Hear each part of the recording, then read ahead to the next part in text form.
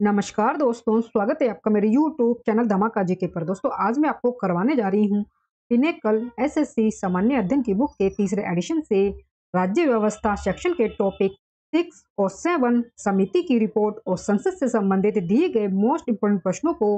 दोस्तों सभी प्रश्न पिछली परीक्षाओं में कई बार पूछे गए हैं और आगे भी आपकी होने वाली परीक्षाओं में इनमें से प्रश्न आपसे पूछे जा सकते हैं, इसलिए आप इन प्रश्नों की वीडियो को पूरा जरूर देखें। और वीडियो में दिए गए कंटेंट पसंद आए तो प्लीज वीडियो को लाइक और शेयर जरूर करें और मेरे यूट्यूब चैनल धमाका जीके को सब्सक्राइब जरूर करें, इससे आगे भी आपको मेरी एग्जाम रिलेटेड वीडियो मिलते रहे। चलिए दोस्तों वीडियो शुरू करते हैं।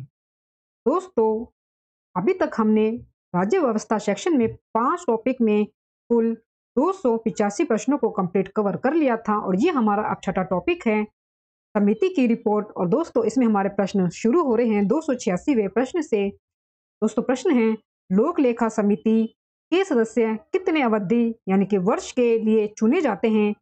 लोक लेखा समिति के सदस्य कितनी अवधि वर्ष के लिए चुने जाते हैं? दोस्तों आंसर है इसका एक। आंसर है इसका एक। केवल 1 वर्ष की अवधि के लिए लोक लेखा समिति के जो सदस्य हैं वो चुने जाते हैं। लोक लेखा समिति के सदस्य 1 वर्ष की अवधि के लिए चुने जाते हैं।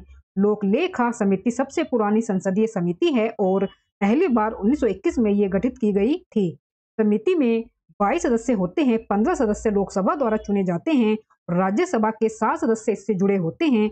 अध्यक्ष को अपने सदस्यों में से समिति के अध्यक्ष को नियुक्त करने का अधिकार है।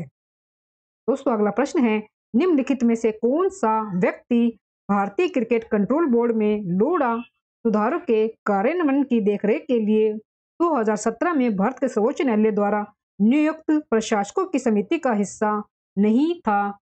दोस्तों प्रश्न हमारे पास, निम्नलिखित में से कौन सा व्यक्ति भारतीय क्रिकेट कंट्रोल बोर्ड में लोढ़ा सुधारों के कार्यान्वयन की देखरेख के लिए वर्ष 2017 में भारत के सर्वोच्च न्यायालय द्वारा नियुक्त प्रशासकों की समिति का हिस्सा नहीं था? दोस्तों आंसर है इसका माहिम वर्मा। माहिम वर्मा। माहिम वर्मा भारतीय क्रिकेट कंट्रोल बोर्ड में लोढ़ा सुधारों के कार्यान्वयन की देखरेख के लिए वर्ष 2017 में भारत के सर्वोच्च न्यायालय द्वारा नियुक्त प्रशासकों की समिति का हिस्सा नहीं थे। भारत के सर्वोच्च न्यायालय ने 4 प्रतिष्ठित व्यक्तियों को नियुक्त किया था। पूर्व सीएजी विनोद राय, इतिहासकार रामचंद्र गुहा, भारत की पूर्व महिला कप्तान डायना एडोल्जी और Vikram Limaye. IDFC infrastructure development finance corporation के प्रबंध निदेशक और सीईओ हैं ये विक्रम लिमे। अगला प्रश्न है, किस आयोग ने सरकारी सेवाओं के सभी स्तरों में ओबीसी उम्मीदवारों के लिए 27% आरक्षण की सिफारिश की है? मंडल आयोग ने। मंडल आयोग ने सिफारिश की कि केंद्र सरकार और सार्वजनिक क्षेत्र के उपक्रमों के लिए तहत ओबीसी के सदस्यों को नौकरियों के लिए 27% आरक्षण दिया जाए। मंडल आयोग ने सिफारिश की थी कि केंद्र सरकार और सार्वजनिक क्षेत्र के उपक्रमों के तहत ओबीसी के सदस्यों को नौकरियों के लिए 27% आरक्षण दिया जाए। इस आयोग की स्थापना भारत में 1979 में जनता पार्टी सरकार द्वारा प्रधानमंत्री मोरारजी देसाई के अधीन की गई थी। अगला प्रश्न है, 1979 में द्वितीय पिछड़ा वर्ग आयोग का नेतृत्व किसके द्वारा किया गया था? बीपी मंडल के द्वारा। 1979 में द्वितीय पिछड़ा वर्ग आयोग की अध्यक्षता बीपी मंडल ने की थी। 1979 में मोरारजी देसाई सरकार ने बिहार के पूर्व मुख्यमंत्री बिंदेश्वरी प्रसाद मंडल को द्वितीय पिछड़ा वर्ग आयोग के प्रमुख के रूप में चुना था। 1990 में दिनेश गोस्वामी समिति का गठन निम्नलिखित पर सिफारिश करने के लिए किया गया था? चुनावी सुधार। आंसर है दोस्तों इसका चुनावी सुधार। 1990 में चुनावी सुधारों पर सिफारिश करने के लिए दिनेश गोस्वामी समिति का गठन किया गया था। भारत सरकार के कानून और न्याय मंत्रालय ने चुनावी सुधारों पर एक समिति का गठन किया है। दोस्तों अगला प्रश्न है 291 प्रश्न, निम्नलिखित में से कौन उस समिति का हिस्सा नहीं है जिसका निर्माण केंद्रीय सूचना आयोग के मुख्य आयुक्त की नियुक्ति के संबंध में प्रधानमंत्री को सुझाव देने के लिए किया गया है? दोस्तों आंसर है इसका लोकसभा अध्यक्ष। लोकसभा अध्यक्ष। केंद्रीय सूचना आयोग के एक मुख्य आयुक्त की नियुक्ति राष्ट्रपति द्वारा एक समिति की सिफारिश पर की जाती है जिसमें अध्यक्ष के रूप में प्रधानमंत्री, लोकसभा में विपक्ष के नेता और प्रधानमंत्री द्वारा नामित केंद्रीय कैबिनेट मंत्री शामिल होते हैं। सरकारी आयोग ने अपनी रिपोर्ट कब पेश की थी? 1988 में। सरकारी आयोग की स्थापना 1983 में न्यायमूर्ति रंजीत सिंह सरकारिया की अध्यक्षता में हुई थी। 1988 में अपनी रिपोर्ट उन्होंने प्रस्तुत की थी। इसकी सबसे महत्वपूर्ण सिफारिश एक स्थायी अंतर्राज्यीय परिषद की स्थापना थी, जिसे अंतर सरकारी परिषद के रूप में जाना जाता था। अगला प्रश्न है, निम्न में से किस समिति ने मौलिक कर्तव्यों को शामिल करने की सिफारिश की थी? स्वर्ण सिंह समिति ने 1976 में 42वें संविधान संशोधन अधिनियम ने सरकार द्वारा गठित स्वर्ण सिंह समिति की सिफारिशों पर नागरिकों के मौलिक कर्तव्यों को जोड़ा था।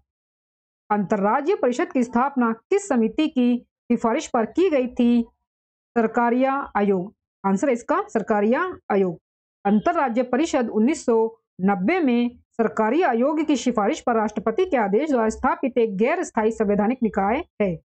295 प्रश्न है, डैश का अध्ययन एवं मूल्यांकन करने के लिए विजय केलकर समिति का गठन किया गया था? दोस्तों आंसर है इसका सार्वजनिक निजी भागीदारी मॉडल।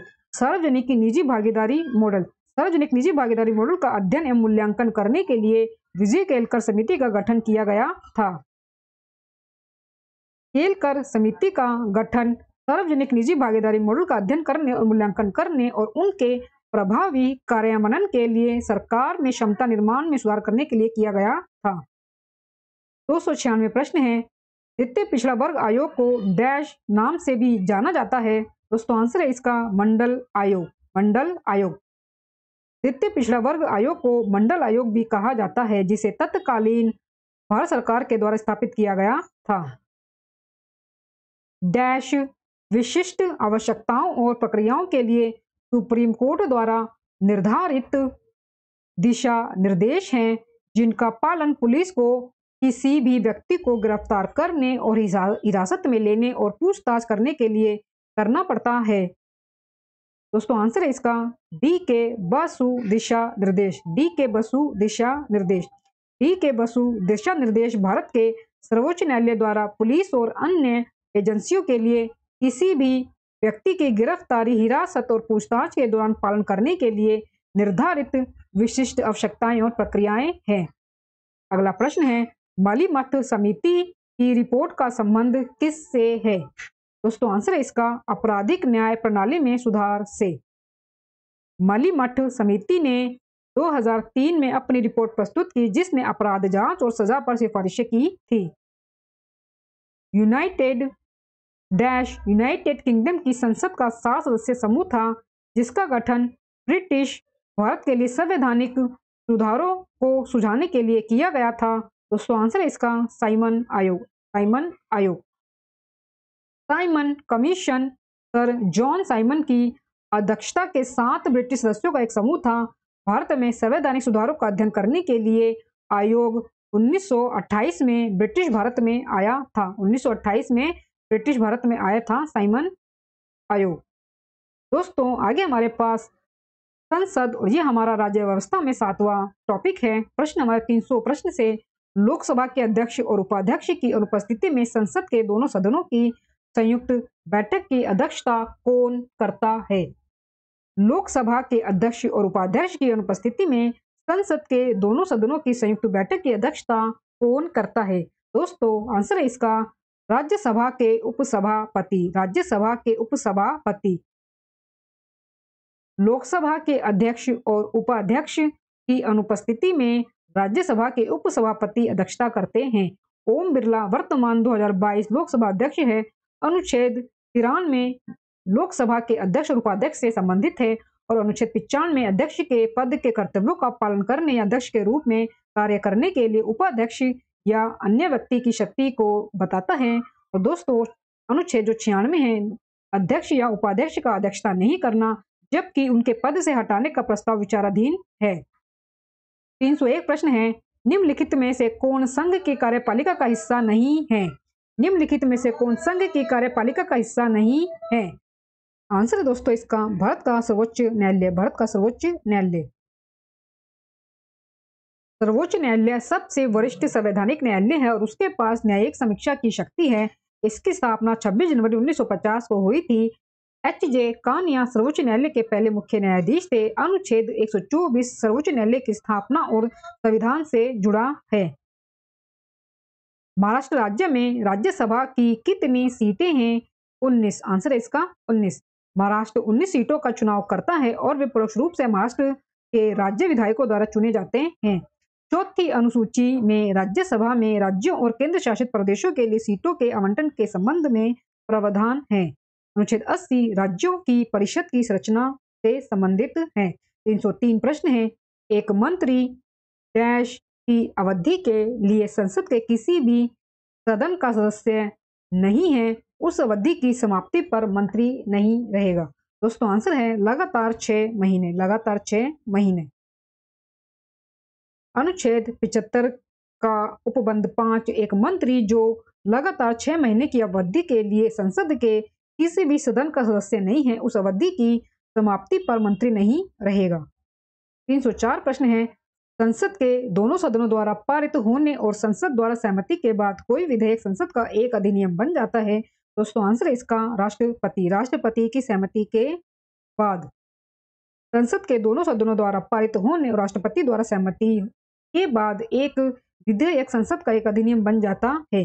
भारत में विधेयक के प्रकार हैं। साधारण विधेयक अनुच्छेद 107 से 8 के अंतर्गत दिए गया है।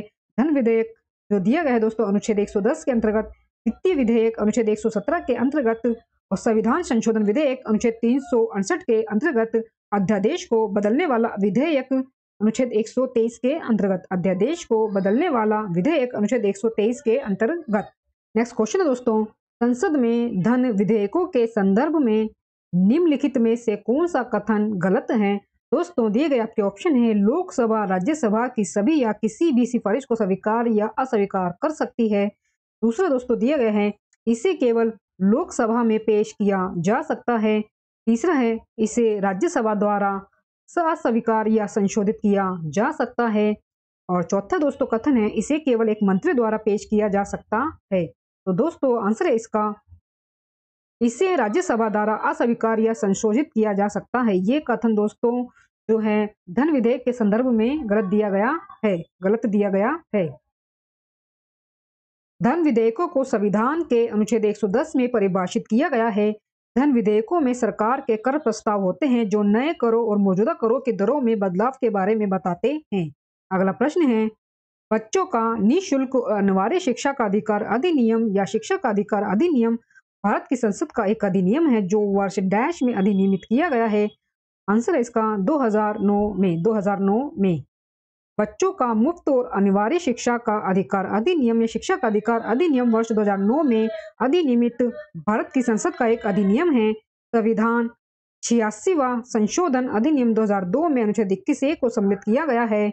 मौलिक अधिकारों के रूप में 6 से 14 वर्ष की आयु के सभी बच्चों को मुफ्त और अनिवार्य शिक्षा प्रदान करने के लिए भारत के संविधान में दोस्तों ये शामिल किया गया था। भारत के संविधान में दोस्तों ये शामिल किया गया था वर्ष 2002 में अनुच्छेद 21(a) को। संसद में विपक्ष के नेताओं के वेतन और भत्ते संसद द्वारा वर्ष डैश में पहली बार पारित अधिनियम द्वारा शासित हुए थे 1977 में।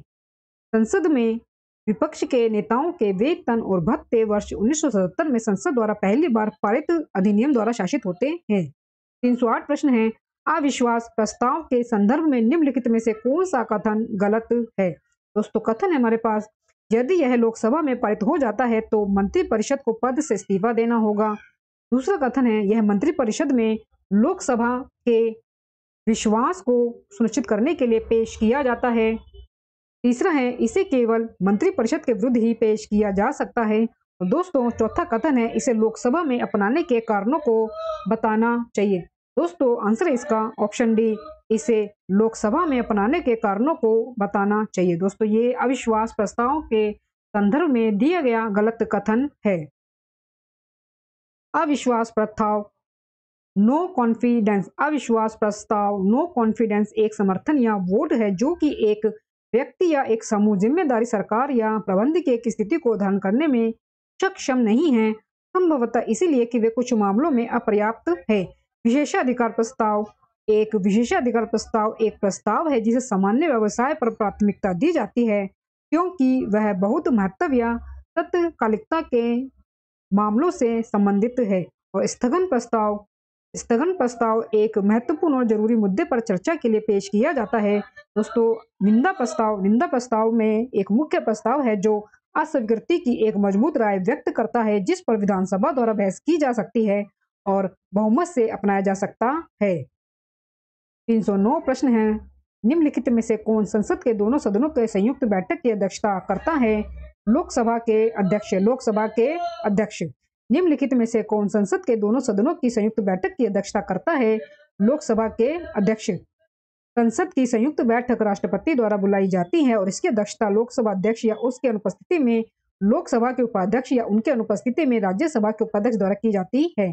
310 प्रश्न है दोस्तों, भारतीय संसद ने डैश में नागरिकता संशोधन विधेयक पारित किया था? दोस्तों, आंसर है इसका 2019 में। भारतीय संसद ने वर्ष 2019 में नागरिकता संशोधन विधेयक पारित किया। यह विधेयक 17वीं लोकसभा में गृह मंत्री अमित शाह द्वारा 9 दिसंबर 2019 को पेश किया गया था और 10 दिसंबर 2019 को पारित किया गया था। 311 प्रश्न दोस्तों हमें दिया गया है, निम्नलिखित में से कौन सा कथन सही है? पहला दोस्तों है, राज्यसभा के 12 सदस्यों को राज्यसभा के सभापति द्वारा नामित किया जाता है। दूसरा है, राज्यसभा के 12 सदस्यों को राष्ट्रपति के द्वारा नामित किया जाता है। तीसरा है, राज्यसभा के 15 सदस्य प्रधानमंत्री के द्वारा मनोनीत किए जाते हैं। और दोस्तों, चौथा हमारे पास कथन दिया गया है, राज्यसभा के 15 सदस्य राष्ट्रपति द्वारा मनोनीत किए जाते हैं। तो दोस्तों, हमें सही कथन बताना है। तो दोस्तों, सही कथन है इसमें राज्यसभा के 12 सदस्यों को राष्ट्रपति के द्वारा नामित किया जाता है। राज्यसभा के 12 सदस्यों को राष्ट्रपति के द्वारा नामित किया जाता है। इन 12 सदस्यों को राष्ट्रपति द्वारा कला, साहित्य, विज्ञान और सामाजिक सेवाओं में उनके योगदान के लिए 6 साल के लिए नामित किया जाता है।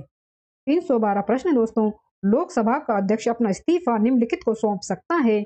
लोकसभा के उपाध्यक्ष को। दोस्तों, वीडियो में दिए गए कंटेंट पसंद आ रहा हो तो प्लीज वीडियो को लाइक और शेयर जरूर करें और मेरे यूट्यूब चैनल धमाका जीके को सब्सक्राइब जरूर करें, जिससे आगे भी आपको मेरी एग्जाम रिलेटेड वीडियो मिलती रहे। लोकसभा का अध्यक्ष अपना इस्तीफा लोकसभा के उपाध्यक्ष को सौंप सकता है। ओम बिरला लोकसभा के वर्तमान 2021 से अध्यक्ष हैं। भारतीय संविधान के अनुच्छेद 93 के अनुसार लोकसभा में एक अध्यक्ष और एक उपाध्यक्ष होता है। 313 प्रश्न दोस्तों दिया गया है, निम्नलिखित में से किस राज्य में विधान परिषद है? उत्तर प्रदेश में एक विधान परिषद है। वर्तमान में भारत के 6 राज्यों में एक विधान परिषद है। ये राज्य हैं उत्तर प्रदेश, आंध्र प्रदेश, बिहार, महाराष्ट्र, कर्नाटक और तेलंगाना। विधान परिषद राज्य का उच्च सदन है। इसकी संस्था भारत के संविधान के अनुच्छेद 169 में उल्लिखित है। वर्ष 2009 में निम्नलिखित में से किसे 15वीं लोकसभा में विपक्ष के नेता के रूप में नियुक्त किया गया था? सुषमा स्वराज को 2009 में 15वीं लोकसभा में विपक्ष के नेता के रूप में नियुक्त किया गया था। वर्तमान में जुलाई 2022 से राज्यसभा में विपक्ष के नेता मल्लिकार्जुन खड़गे हैं। राज्यसभा का अध्यक्ष कौन है? दोस्तों, आंसर है इसका भारत के उपराष्ट्रपति। भारत का उपराष्ट्रपति राज्यसभा का सभापति होता है। वेंकैया नायडू जुलाई 2022 से भारत के वर्तमान उपराष्ट्रपति हैं। दोस्तों, अब वेंकैया नायडू नहीं हैं, इनकी जगह जो बने थे नए उपराष्ट्रपति भारत के, वो बने थे श्री जगदीप धनखड़। ये बने थे, ये अब नहीं है। और राज्यसभा सीटें हैं दोस्तों 245, 233 इसमें निर्वाचित होते हैं और 12 मनोनीत किए जाते हैं राष्ट्रपति के द्वारा। दोस्तों, जो उपराष्ट्रपति हैं वर्तमान में वो हैं जगदीप धनखड़। आप जरूर याद रखें, चेंज हो गए हैं, वेंकैया नायडू की जगह लिए उन्होंने। अगला प्रश्न है 316 प्रश्न, भारत के संविधान के अनुसार लोकसभा में सदस्यों की कुल संख्या से अधिक नहीं हो सकती है। दोस्तों, आंसर इसका 552। भारत के संविधान के अनुसार लोकसभा में सदस्यों की कुल संख्या 552 से अधिक नहीं हो सकती है। वर्तमान में सदन में 543 सीटें हैं। 317 प्रश्न है, लोकसभा में भारत के संविधान के किस नियम के तहत चर्चा में सदन के समक्ष औपचारिक प्रस्ताव शामिल नहीं होता है? नियम 193। लोकसभा में भारत के संविधान के नियम 193 के तहत चर्चा में सदन के समक्ष औपचारिक प्रस्ताव शामिल नहीं होता है। पहली लोकसभा का गठन 17 अप्रैल 1952 को हुआ था। लोकसभा के वर्तमान दिसंबर 2021 से अध्यक्ष ओम बिरला हैं।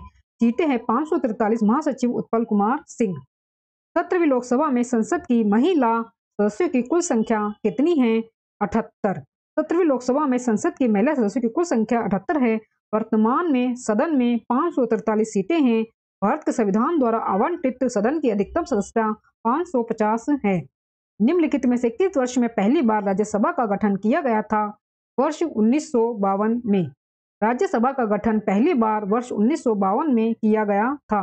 डॉक्टर एस राधाकृष्णन राज्यसभा के पहले अध्यक्ष थे, जो देश के पहले उपराष्ट्रपति भी थे। 320 प्रश्न दोस्तों दिया गया है, निम्नलिखित में से कौन लोकसभा के अध्यक्ष को प्रो टेम नियुक्त करता है? दोस्तों आंसर है इसका राष्ट्रपति। आंसर दोस्तों इसका राष्ट्रपति।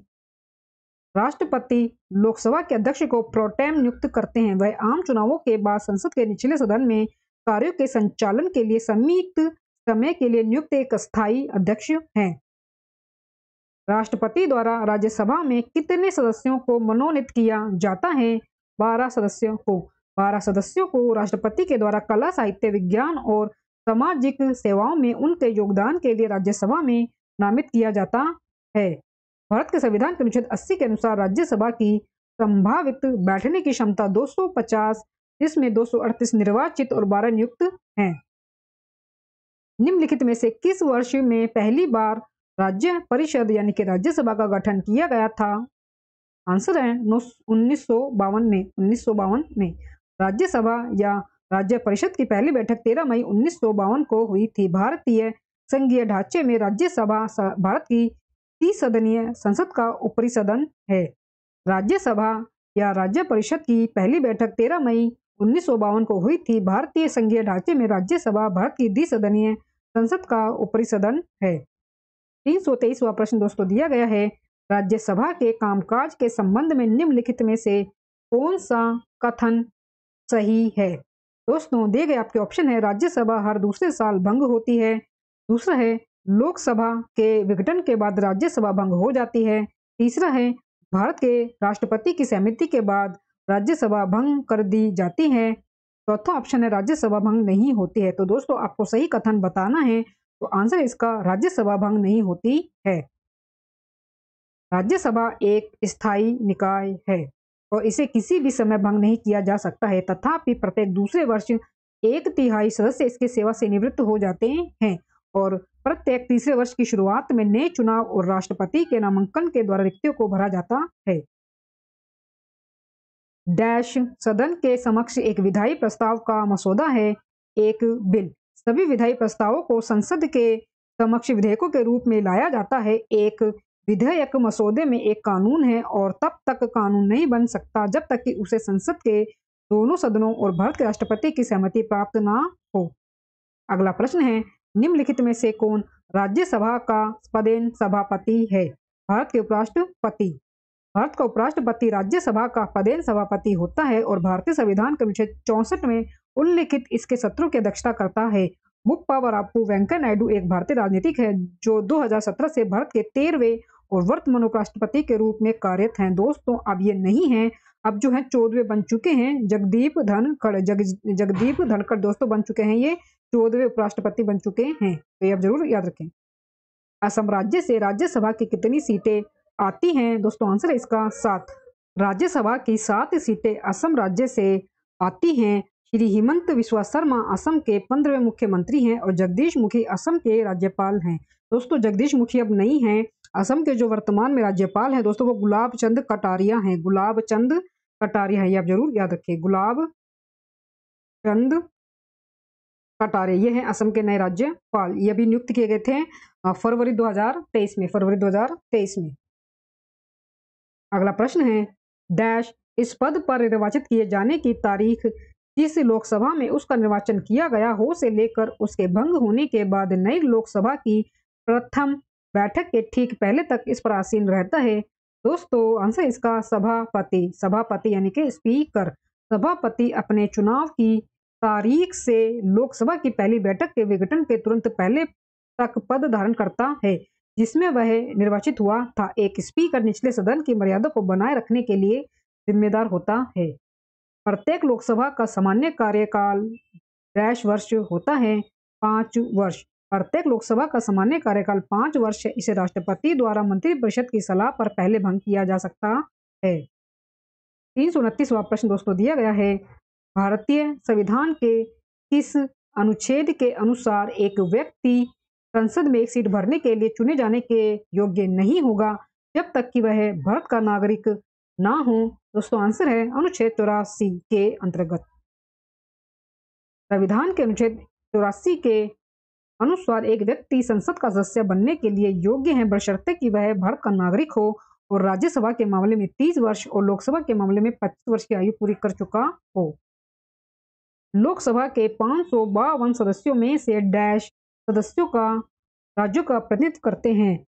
लोकसभा के 552 सदस्यों में से डैश सदस्य राज्यों का प्रतिनिधित्व करते हैं 530। लोकसभा में कुल 552 सदस्य होते हैं जिसमें से 530 सदस्य राज्यों का प्रतिनिधित्व करते हैं, 20 सदस्य केंद्र शासित प्रदेशों का प्रतिनिधित्व करते हैं और 2 सदस्य राष्ट्रपति के द्वारा एंग्लो इंडियन समुदाय से नामित किए जाते हैं। जनवरी 2020 में भारत की संसद और राज्य विधानसभाओं में एंग्लो इंडियन आरक्षित सीटों को 104वें संविधान संशोधन अधिनियम 2019 के द्वारा बंद कर दिया गया था। नीचे दिए गए कथनों में से कौन सही है? दोस्तों सही कथन आपको बताना है। पहला हमारे पास कथन दिया गया है, कोर्ट मार्शल द्वारा दिया गई सजा या सजा के संबंध में माफी देने की शक्ति राज्यपाल के पास नहीं है। और दोस्तों दूसरा कथन हमें दिया गया है, कोर्ट मार्शल के द्वारा दी गई सजा या सजा के संबंध में माफी देने की शक्ति राष्ट्रपति के पास नहीं है, राष्ट्रपति के पास नहीं है। ये दूसरा कथन हमें दिया गया है। और तीसरा कथन है, मृत्युदंड के मामले में क्षमा देने की शक्ति राज्यपाल को है। और चौथा दोस्तों कथन है कि मृत्यु की सजा को लंबित करने या हटाने या हंगामा करने की शक्ति राज्यपाल के पास नहीं है। तो दोस्तों जो हमारा इसमें आंसर है वो हमारा है ऑप्शन ए। कौन सही है? ये सही है दोस्तों कि कोर्ट मार्शल के द्वारा दी गई सजा या सजा के संबंध में माफी देने की शक्ति राज्यपाल के पास नहीं है। तो राज्यपाल के पास नहीं है, तो ये कथन हमारा सही है। और राष्ट्रपति कोर्ट मार्शल के द्वारा दी गई सजा के संबंध में माफी देने की शक्ति राष्ट्रपति के पास नहीं है, तो ये कथन बिल्कुल भी सही नहीं है। ये जो है कथन असत्य है क्योंकि राष्ट्रपति के पास शक्ति होती है माफी देने की शक्ति होती है। अनुच्छेद 72 के तहत राष्ट्रपति कोर्ट मार्शल या सैन्य अदालत द्वारा दी गई सजा को माफ कर सकता है जबकि राज्यपाल के पास यह शक्ति नहीं है। राष्ट्रपति मृत्युदंड को रूपांतरण या उसकी संपूर्ण रूप से भी क्षमा कर सकता है जबकि राज्यपाल क्षमादान शक्तियों का उपयोग करके मृत्युदंड को निलंबित, हटा या फिर परिवर्तित कर सकता है। भारत के राष्ट्रपति के महाभियोग की प्रक्रिया शुरू की जा सकती है संसद के किसी भी सदन में। अनुच्छेद 61 के तहत राष्ट्रपति को संविधान के उल्लंघन के लिए महाभियोग की प्रक्रिया द्वारा पद से हटाया जा सकता है। महाभियोग के आरोप संसद के किसी भी सदन द्वारा शुरू किए जा सकते हैं। इन आरोपों पर सदन के 1/4 सदस्य जिन्होंने आरोप तय किए थे उनके द्वारा हस्ताक्षर किए जाने चाहिए और राष्ट्रपति को 14 दिनों का नोटिस दिया जाना चाहिए। अभी तक किसी भी राष्ट्रपति पर महाभियोग नहीं लगाया गया है। कौन राष्ट्रपति के आकस्मिक अवकाश के दौरान राष्ट्रपति के रूप में कार्य करता है जो राष्ट्रपति की मृत्यु के कारण उत्पन्न होता है? दोस्तों आंसर इसका उपाध्यक्ष। राष्ट्रपति की मृत्यु के कारण उत्पन्न होने वाली आकस्मिक स्थिति के दौरान उपराष्ट्रपति राष्ट्रपति के रूप में कार्य करता है। निम्नलिखित में से किसे महाभियोग की प्रक्रिया से पद से हटाया जा सकता है? भारत के राष्ट्रपति और भारत के मुख्य न्यायाधीश को महाभियोग की प्रक्रिया द्वारा हटा दिया जाता है। भारत के राष्ट्रपति द्वारा राज्यसभा के कितने सदस्यों को नामित किया जा सकता है? 12 सदस्यों को। भारत का राष्ट्रपति राज्यसभा के लिए 12 सदस्यों को मनोनीत कर सकता है। नामांकित सदस्य आमतौर पर साहित्य, विज्ञान, कला और समाज सेवा में विशेष ज्ञान या व्यवहारिक अनुभव रखने वाले व्यक्तियों में से होते हैं। 336वां प्रश्न है, निम्नलिखित में से कौन सा वाक्य सत्य है? दोस्तों दिया है, राष्ट्रपति अपना इस्तीफा लोकसभा स्पीकर को सौंपता है। दूसरा है, राष्ट्रपति अपना इस्तीफा उपराष्ट्रपति को सौंपता है। तीसरा है, राष्ट्रपति अपना इस्तीफा मुख्य न्यायाधीश को सौंपता है। और चौथा है, राष्ट्रपति अपना इस्तीफा प्रधानमंत्री को सौंपता है। तो दोस्तों आपको सही इसमें कथन बताना है। तो दोस्तों ऑप्शन बी हमारा राइट है कि राष्ट्रपति अपना इस्तीफा उपराष्ट्रपति को सौंपता है। राष्ट्रपति उपराष्ट्रपति को अपना त्यागपत्र देकर अपने पद से त्यागपत्र दे सकता है। निम्नलिखित में से कौन सा वाक्य सही है? यह है दोस्तों, उपराष्ट्रपति राज्य के विधान परिषद को भंग कर सकते हैं। दूसरा है दोस्तों, राज्यपाल राज्य की विधान सभा को भंग कर सकता है। तीसरा दोस्तों दिया गया है, लोकसभा के स्पीकर लोकसभा को भंग कर सकते हैं। और दोस्तों चौथा हमें दिया गया है, राष्ट्रपति राज्यसभा को भंग कर सकते हैं। तो दोस्तों ऑप्शन बी इसमें हमारा राइट हो जाएगा कि राज्यपाल राज्य की विधानसभा को भंग कर सकता है। ये हमारा राइट हो जाएगा। राष्ट्रपति लोकसभा को भंग कर सकता है, राज्यपाल किसी राज्य की विधानसभा को भंग कर सकता है, किसी राज्य की विधान परिषद और राज्यसभा भंग नहीं होती है। निम्नलिखित में से कौन सा वाक्य राज्यसभा के विषय में सही नहीं है? पहला है दोस्तों, इसके पास वे शक्तियां हैं जो केंद्र के विरुद्ध राज्यों के अधिकार की रक्षा करती हैं। दूसरा है, यह धन विधेयक में संशोधन कर सकता है। तीसरा है, इसके 12 सदस्य राष्ट्रपति के द्वारा मनोनीत किए जा सकते हैं। और चौथा है, यह भारत की संसद का ऊपरी सदन है। यह भारत की संसद का ऊपरी सदन है। तो दोस्तों दिया गया हमारा ऑप्शन बी इसमें हमारा जो है ये सही नहीं है। ये सही नहीं है। ये धन विधेयक में संशोधन कर सकता है राज्यसभा। धन विधेयक राष्ट्रपति की सिफारिश पर ही लोकसभा में पेश किया जा सकता है। इसे लोकसभा में उपस्थित और मतदान करने वाले सभी सदस्यों के साधारण बहुमत से पारित किया जाना चाहिए। इसके बाद इसे अपनी सिफारिशों के लिए राज्यसभा को भेजा जा सकता है, जिसे लोकसभा यदि चाहे तो अस्वीकार कर सकती है। यदि ऐसी सिफारिशें 14 दिनों के भीतर नहीं दी जाती है तो इसे संसद द्वारा पारित माना जाएगा। 339वां दोस्तों प्रश्न दिया गया है, भारत का राष्ट्रपति कितने वर्षों के लिए पद धारण करता है? 5 वर्ष। संविधान के अनुच्छेद 56(1) में प्रावधान है कि भारत का राष्ट्रपति अपने पद ग्रहण करने की तारीख से 5 वर्ष की अवधि के लिए पद धारण करेगा। भारत में किस वर्ष 2 सदनों वाली प्रथम निर्वाचित संसद अस्तित्व में आई थी? 1952 में। अप्रैल 1952 में भारत में 2 सदनों वाली पहली निर्वाचित संसद अस्तित्व में आई थी। त्रिसदनीयवाद 2 विधायी कक्षों पर आधारित सरकार है। 17वीं लोकसभा के प्रोटेम स्पीकर के रूप में किसे चुना गया है? दोस्तों आंसर है इसका वीरेंद्र कुमार।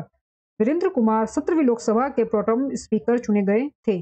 प्रोटेम स्पीकर अस्थाई स्पीकर होता है। प्रोटेम स्पीकर अस्थाई स्पीकर होता है जो लोकसभा की पहली बैठक की अध्यक्षता करता है। नवनिर्वाचित सांसदों को पद की शपथ दिलाता है।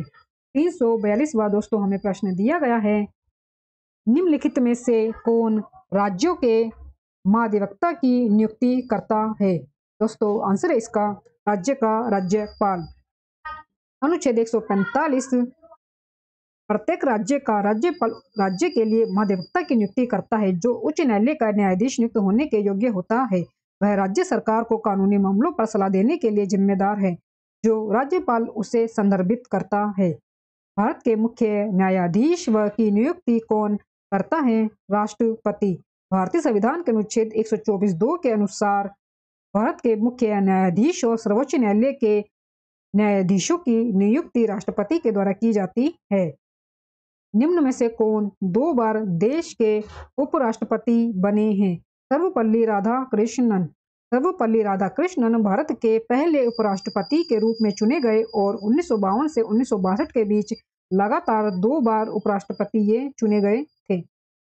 345वां प्रश्न दोस्तों दिया गया है हमें, निम्नलिखित में से कौन सा कथन लोकसभा के बारे में सही नहीं है? दोस्तों पहला कथन हमें दिया गया है, केंद्रीय मंत्रिपरिषद सामूहिक रूप से लोकसभा के प्रति उत्तरदायी होती है। दूसरा दोस्तों कथन है, कोई विधेयक धन विधेयक है या नहीं, इस प्रश्न पर विपक्ष के नेता का अंतिम निर्णय होगा। तीसरा दोस्तों दिया गया है, धन विधेयक केवल लोकसभा में ही पेश किया जा सकता है। धन विधेयक केवल लोकसभा में ही पेश किया जा सकता है। और चौथा दोस्तों दिया गया है, मंत्री परिषद के खिलाफ अविश्वास प्रस्ताव केवल लोकसभा में पेश किया जा सकता है। तो दोस्तों आपको जो लोकसभा के लिए जो सही नहीं है वो आपको बताना है। तो दोस्तों इसमें आंसर हमारा ऑप्शन बी कि कोई विधेयक धन विधेयक है या नहीं, इस पर विपक्ष के नेता का निर्णय अंतिम होगा। ये हमारा दिया गया जो कथन है गलत है, ये सही नहीं है। यह कहना गलत है कि विपक्ष का नेता यह तय करता है कि विधेयक धन विधेयक है या नहीं। धन विधेयक केवल लोकसभा में ही पेश किया जा सकता है। यदि कोई प्रश्न उठता है कि कोई विधेयक धन विधेयक है या नहीं, तो उस पर अध्यक्ष यानी कि स्पीकर का निर्णय अंतिम होता है। प्रथम लोकसभा का गठन कब हुआ था? 1952 में। आंसर है दोस्तों इसका 1952 में। भारत के पहले आम चुनाव के बाद 17 अप्रैल 1952 को पहली लोकसभा का गठन किया गया था। पहली लोकसभा का कार्यकाल 5 वर्ष था और इसे 4 अप्रैल 1957 को भंग कर दिया गया था। 347वां प्रश्न है, अध्यादेश की घोषणा करने की शक्ति निम्न में से किसके पास है? राष्ट्रपति के पास। अनुच्छेद 123 के तहत राष्ट्रपति अध्यादेश जारी कर सकता है जब संसद का कोई सदन सत्र में ना हो। हालांकि एक अध्यादेश की अधिकतम वैधता 6 महीने और 6 सप्ताह है। संविधान के अनुच्छेद 274 के अनुसार कराधान को प्रभावित करने वाले विधेयकों के लिए किसकी पूर्व अनुशंसा की आवश्यकता होती है? दोस्तों आंसर है इसका राष्ट्रपति। अनुच्छेद 274 कराधान को प्रभावित करने वाले विधेयकों के लिए राष्ट्रपति की पूर्व अनुशंसा आवश्यक है, जिसमें राज्य रुचि रखते हैं। कोई भी विधेयक या संशोधन जो राज्यों के हित में कोई कर या शुल्क लगाता या बदलता है, तो उसे राष्ट्रपति की सिफारिश के बिना संसद के किसी भी सदन में पेश नहीं किया जाएगा। निम्न में से कौन भारत के राष्ट्रपति के चुनाव में भाग लेता है? दोस्तों इसका आंसर है संसद के दोनों सदनों एवं राज्यों के विधान सभाओं के निर्वाचित सदस्य। यह हमारा आंसर हो जाएगा। राष्ट्रपति का चुनाव एक निर्वाचक मंडल द्वारा किया जाता है, जिसमें संसद के दोनों सदनों के एमपी के निर्वाचित सदस्य एवं सभी राज्यों की विधानसभा के सदस्य और 2 केंद्र शासित प्रदेश यानी दिल्ली का राष्ट्रीय राजधानी क्षेत्र एनसीटी और केंद्र शासित प्रदेश पुडुचेरी के निर्वाचित सदस्य विधायक शामिल होते हैं। भारतीय संसद के ऊपरी सदन को डैश के नाम से भी जाना जाता है। दोस्तों आंसर इसका राज्यसभा। भारत की विधायी प्रणाली में उच्च सदन के रूप में राष्ट्रपति, राज्यसभा, राज्यों की परिषद और निचले सदन के रूप में लोकसभा शामिल है। लोकसभा में अविश्वास प्रस्ताव पारित होने पर किसे इस्तीफा देना पड़ता है? दोस्तों आंसर इसका मंत्रिपरिषद को। अविश्वास प्रस्ताव की घोषणा के पक्ष में सांसदों के कुल 175 मतों की आवश्यकता है। हालांकि अगर कोई मंत्री विश्वास प्रस्ताव हार जाता है तो उसे इस्तीफा देना होता है। यदि भारत के प्रधानमंत्री अविश्वास प्रस्ताव हार जाते हैं तो उनकी पूरी सरकार को भी इस्तीफा देना पड़ता है। 352 प्रश्न है, डैश की स्वीकृति प्राप्त होने के बाद ही संसद द्वारा पारित कोई अधिनियम कानून बनता है? राष्ट्रपति की स्वीकृति प्राप्त होने के बाद। एक विधेयक एक विधायी प्रस्ताव का मसौदा होता है जो संसद के दोनों सदनों के अनुमोदन और राष्ट्रपति की सहमति प्राप्त करने के बाद कानून बन जाता है। राष्ट्रपति की सहमति के बिना कोई भी अधिनियम कानून नहीं बन सकता है। भारत के राष्ट्रपति के चुनाव में निम्न में से कौन भाग नहीं लेते हैं? दोस्तों प्रश्न है, भारत के राष्ट्रपति के चुनाव में निम्न में से कौन भाग नहीं लेते हैं? दोस्तों आंसर इसका संसद के मनोनीत सदस्य। राष्ट्रपति चुनाव के इलेक्टोरल कॉलेज के केवल संसद के दोनों सदनों और राज्य विधानसभाओं के निर्वाचित सदस्य ही सदस्य होते हैं। इसलिए मनोनीत सदस्य भारत के राष्ट्रपति के चुनाव में मतदान नहीं कर सकते हैं।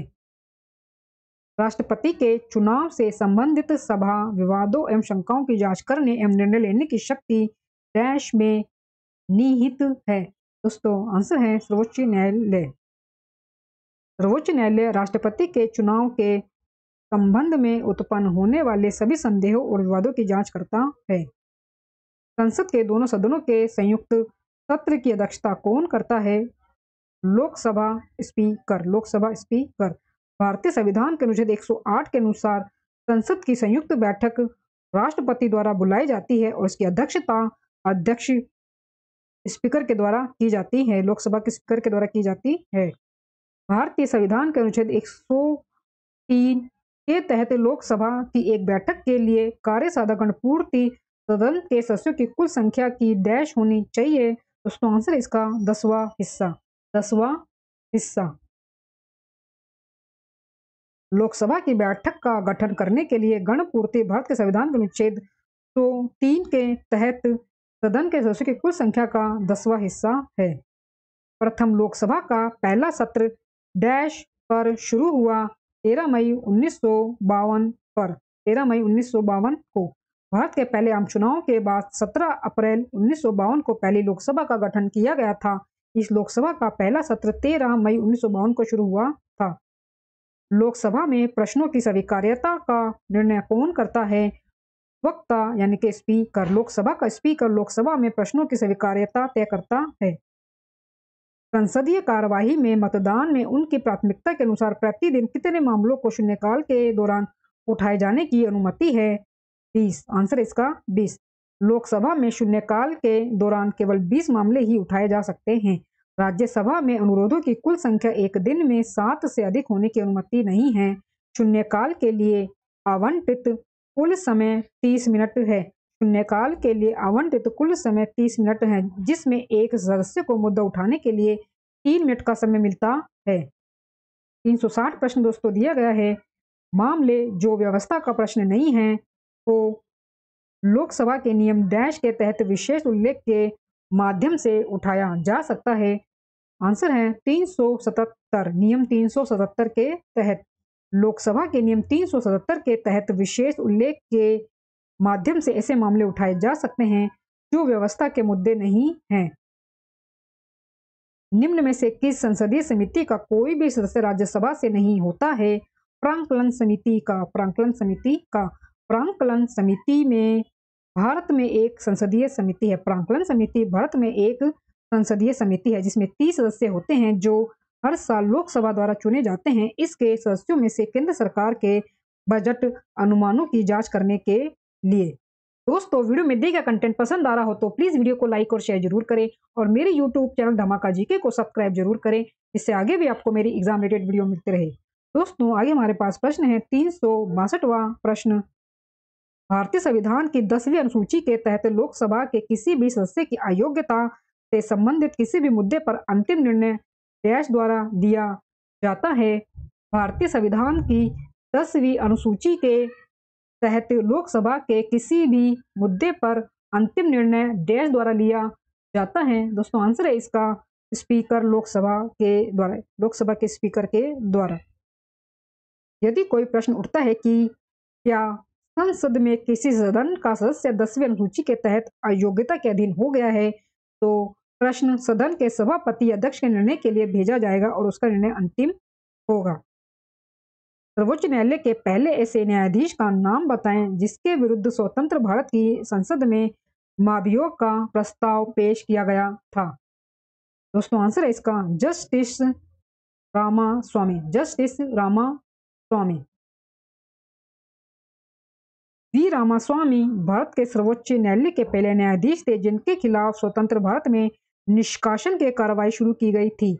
हटाने की कार्रवाई का सामना करने वाले अन्य न्यायाधीश कलकत्ता उच्च न्यायालय के सौमित्र सेन और सिक्किम उच्च न्यायालय के मुख्य न्यायाधीश दिनाकरन है। अगला प्रश्न है, भारत के राष्ट्रपति और उपराष्ट्रपति की मृत्यु के मामले में डैश भारत के राष्ट्रपति के रूप में कार्य करेगा? दोस्तों, आंसर है इसका भारत के मुख्य न्यायाधीश। भारत का मुख्य न्यायाधीश राष्ट्रपति और उपराष्ट्रपति दोनों की अनुपस्थिति में भारत के कार्यवाहक राष्ट्रपति के रूप में कार्य करता है। यदि भारतीय राष्ट्रपति इस्तीफा देना चाहता है तो वह डैश को अपना इस्तीफा सौंपेगा? दोस्तों, आंसर है इसका भारत के उपराष्ट्रपति को। यदि भारत का राष्ट्रपति इस्तीफा देना ही चाहता है तो वह भारत के उपराष्ट्रपति को अपना इस्तीफा संबोधित करेगा। 1975 से 1977 के बीच आपातकाल के दौरान भारत के प्रधानमंत्री कौन थे? इंदिरा गांधी। आपातकाल की अवधि के दौरान जो 19 महीने यानी कि 1975 से 77 के दौरान तक चली, इंदिरा गांधी भारत के प्रधानमंत्री थी। लोकसभा में मनोनीत सदस्यों की अधिकतम संख्या है 2। निचले सदन की अधिकतम शक्ति 552 सदस्य हैं। 530 सदस्य राज्यों से आते हैं, 20 केंद्र शासित प्रदेशों का प्रतिनिधित्व करते हैं और 2 सदस्य राष्ट्रपति के द्वारा एंग्लो इंडियन समुदाय से नामित किए जाते हैं। संसद के दोनों सदनों को बुलाने की शक्ति डैश के पास निहित है? राष्ट्रपति के पास। अकेले राष्ट्रपति के पास समय समय पर सदन को बुलाने और सदन या दोनों सदनों का सत्र अवसान करने और लोकसभा को भंग करने की शक्ति होती है। 369वां दोस्तों हमें प्रश्न दिया गया है, भारत की संसद सम्मिलित है? दोस्तों आंसर है इसका राष्ट्रपति, लोकसभा तथा राज्यों की परिषद, राज्यों का परिषद सदस्य। संसद एक द्विसदनीय विधायिका है जो भारत के राष्ट्रपति और दोनों सदनों राज्यसभा यानी कि राज्यों की परिषद और लोकसभा लोगों की रंग से बनी है। निम्न में से किसे लोकप्रिय पक्ष कहा जाता है? लोकसभा को लोकप्रिय सदन कहा जाता है। लोकसभा संवैधानिक रूप से लोगों का सदन भारत की द्विसदनीय संसद का एक निचला सदन है जिसमें उच्च सदन राज्यसभा है। लोकसभा और राज्यसभा के संयुक्त सत्र की अध्यक्षता कौन करता है? लोकसभा स्पीकर। अनुच्छेद 108 के अनुसार संसद की संयुक्त बैठक राष्ट्रपति के द्वारा बुलाई जाती है और इसकी अध्यक्षता लोकसभा के अध्यक्ष या स्पीकर या उनकी उपस्थिति में लोकसभा के फिर उपाध्यक्ष द्वारा की जाती है। 372वां प्रश्न है, नियम डैश लोकसभा में कार्य का आचरण नियमों की कार्यवाही में संसद के समक्ष औपचारिक प्रस्ताव लाना शामिल नहीं है, इसलिए कोई मतदान नहीं होता है। दोस्तों आंसर है 193, नियम 193। नियम 193 के अनुसार चर्चा करने की सूचना नियम है और नियम 186 प्रस्तावों की स्वीकार्यता से संबंधित है। नियम 158 विभाजन द्वारा मतदान और नियम 149 संबंधित है परिषद द्वारा संशोधनों के निपटान के परिणाम स्वरूप प्रक्रिया। संसद में एक विधेयक धन विधेयक है अथवा नहीं, इसका अंतिम निर्णय कौन लेता है? संसद में एक विधेयक धन विधेयक है या नहीं, इसका निर्णय अंतिम कौन लेता है? दोस्तों आंसर है इसका स्पीकर। कोई विधेयक वित्त से संबंधित है या धन से संबंधित है, इस पर अंतिम निर्णय लोकसभा द्वारा पारित होने पर लोकसभा अध्यक्ष के द्वारा किया जाता है या फिर राज्यसभा को भेजा जाता है भारतीय संसद के संदर्भ में शून्यकाल क्या है? भारतीय संसद के संदर्भ में शून्यकाल क्या है? दोस्तों आंसर इसका प्रश्नकाल के तुरंत बाद का समय। भारतीय संसद के संदर्भ में प्रश्नकाल के ठीक बाद का समय शून्यकाल है।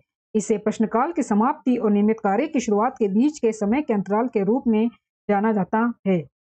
375वां दोस्तों प्रश्न हमें दिया गया है, एक वर्ष में लोकसभा के आमतौर पर कितने सत्र आयोजित किए जाते हैं? 3। आमतौर पर लोकसभा के 3 सत्र होते हैं जो एक वर्ष में होते हैं। ये हैं दोस्तों बजट सत्र जो कि फरवरी से मई के दौरान किया जाता है। दूसरा है मानसून सत्र जो कि आपका किया जाता है जुलाई से सितंबर के दौरान, और शीतकालीन सत्र नवंबर से मध्य दिसंबर तक। तो 3 सत्र होते हैं, बजट सत्र, मानसून सत्र और शीतकालीन सत्र। 376वां प्रश्न है, 1994 के बाद से आमतौर पर एक वर्ष में राज्यसभा के कितने सत्र बुलाए जाते हैं? आंसर इसका 3। लोकसभा और राज्यसभा हर साल पेश किए गए लंबित अनुमोदन के लिए कई विधेयकों पर विधायी उपायों पर विचार करने के लिए मिलते हैं। संसद के दोनों सदनों सहित 3 सत्र होते हैं। पहला है बजट सत्र, दूसरा है मानसून सत्र और तीसरा है शीतकालीन सत्र। दोस्तों ये हमारा अंतिम प्रश्न है 377वां प्रश्न। जनवरी 1950 से नवंबर 1951 तक भारत के मुख्य न्यायाधीश डैश रहे थे? आंसर दोस्तों इसका हरिलाल जे कुसुमदास कानिया। न्यायमूर्ति सर हरिलाल जे कुसुमदास कानिया 3 नवंबर 1890 से 6 नवंबर 1951 तक थे, जो है दोस्तों इनका जीवन काल जो रहा था। और दोस्तों ये है 1950 से 1951 तक भारत के पहले मुख्य न्यायाधीश थे। और ये जो है 1950 से 1951 तक ये भारत के पहले मुख्य न्यायाधीश थे। दोस्तों इसी अंतिम प्रश्न के साथ राज्य व्यवस्था सेक्शन के 6वां और 7वां टॉपिक समिति की रिपोर्ट और संसद से संबंधित दिए गए मोस्ट इंपोर्टेंट प्रश्न हमारे पूरे होते हैं। दोस्तों वीडियो में दिया गया कंटेंट पसंद आया हो तो प्लीज़ वीडियो को लाइक और शेयर जरूर करें और मेरे यूट्यूब चैनल धमाका जीके को सब्सक्राइब जरूर करें, इससे आगे भी आपको मेरी एग्जाम रिलेटेड वीडियो मिलते रहे। दोस्तों मिलते हैं नेक्स्ट वीडियो में टॉपिक के साथ, तब तक के लिए धन्यवाद।